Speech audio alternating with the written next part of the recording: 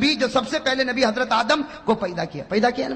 میں جلدی جلدی بتا دوں. حضرت آدم علیہ السلام پیدا ہوئے, اللہ تبارک و تعالیٰ نے کہاں بھیجا؟ جلدی کہو کہاں بھیجا؟ زور سے کہو نا, کہاں بھیجا؟ جنت میں. چلو جنت میں حضرت آدم بھی ہے, جنت میں حضرت حوا بھی, اور اللہ تبارک و تعالیٰ نے کہا کھاؤ کھاؤ پیو, جنت ہے گھومو کھاؤ پیو, لیکن ایک درخت کے قریب مت ہونا. بھائی اللہ نے کہا نا ایک درخت کے قریب, وَلَا تَقْرَبَا هَٰذِهِ الشَّجَرَةَ فَتَكُونَا مِنَ الظَّالِمِينَ. اللہ تبارک و تعالیٰ نے فرمایا آدم و حوا جنت میں کھاتے رہو پیتے رہو گھومتے رہو, لیکن ایک دانے کے اوپر ایک بات بتا دو, وہ کتنے دانے تھے جس سے حضرت آدم کو روکا گیا تھا؟ بھئی پورا درخت نہیں تھا. اللہ تعالیٰ نے کہا پوری جنت ہو کہاں سے کہاں تک جنت. اللہ نے کھا پی. 3 دانے تھے گیہوں کے, چھوٹے چھوٹے گیہوں جیسے. اللہ نے کہا بس یہ 3 دانے مت کھانا. لیکن آدم کو کس نے بھڑکایا؟ شیطان نے. کس نے بھڑکایا؟ اور شیطان بھی بڑا چالو ہے. ڈائریکٹ آدم کو نہیں بھڑکایا, پہلے کس کو بھڑکایا؟ اور بیوی بولے تو آدمی کرے. پہلے کس کو بھڑکایا؟ بیوی. تو بیوی نے کہا کہ کھا لو. تو آدم تو بیچارے گھبراتے تھے, کہا میں نہیں کھاؤں. کتنے دانے تھے؟ تو بیوی نے سنا, بیوی نے کیا کہا؟ بیوی نے کہا کہ 3 دانے ہیں, ایک کام کرو 2 میں کھا لیتی ہوں, ایک تم کھاؤ. اپنے لیے کتنا رکھا؟ بیوی بڑی چالاک ہوتی نا, کہا میرے لیے ڈبل, میں 2 کھاؤں اور تم. اب کیا کرے, کھا لیا. بیوی نے کتنے کھائے؟ 2. اور آدم نے کتنا کھایا؟ 1. عورت نے کتنا کھایا؟ ڈبل. مرد نے کتنا کھایا؟ تو اللہ تعالیٰ نے بھی فیصلہ کر دیا. آج جب وراثت تقسیم ہوتی ہے تو کہتے ہیں مرد کو ڈبل, عورت کو سنگل.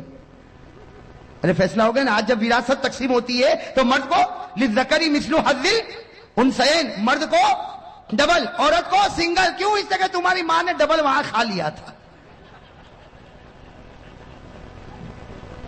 اور وہ حضرت آدم نے کھایا, جو دانا کھایا نا اس میں کچھ نہیں نکلا.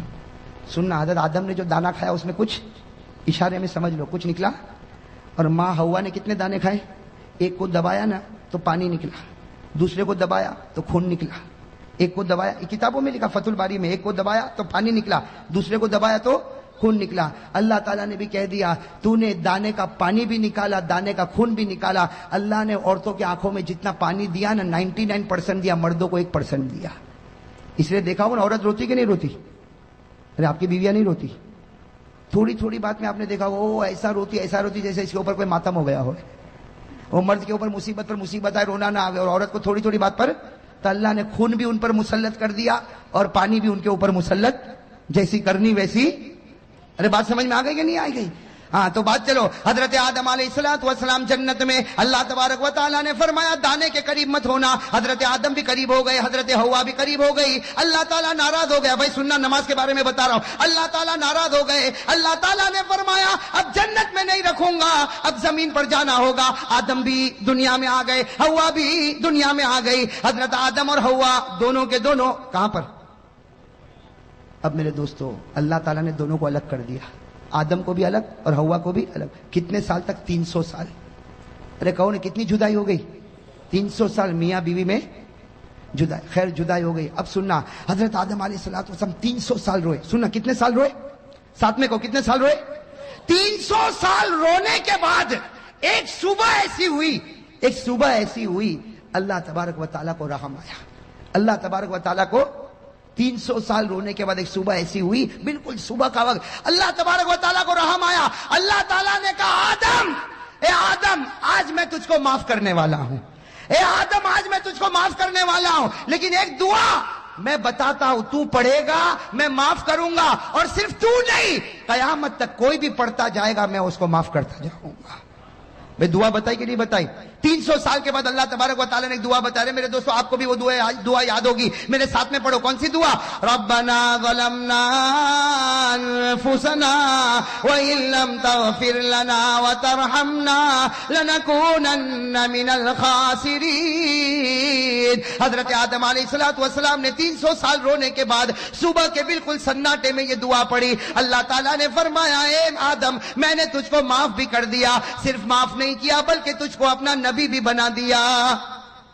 ہو گئے نبی بنا. حضرت آدم بڑے خوش ہو گئے, اسی وقت اللہ اکبر, اسی وقت اللہ کیا شروع کیا؟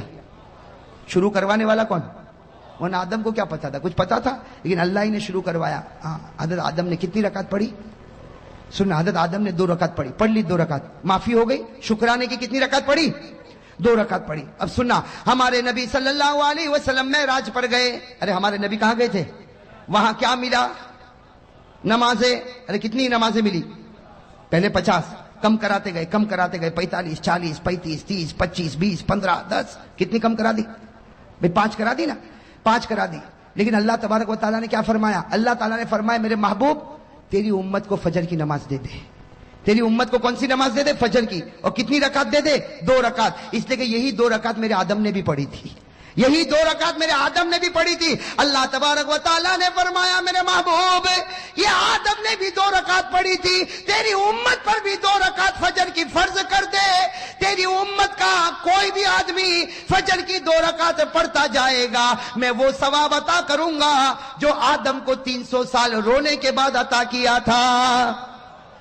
آدم کو جو ثواب اور رحمت 300 سال کے بعد نصیب ہوئی، تیری امت کا کوئی بھی فرد بشر فجر کی 2 رکعت پڑھے گا وہ ثواب عطا کروں گا جو میں نے آدم کو عطا کیا تھا. ارے میرے جوہا پورا کے بھائیوں، فجر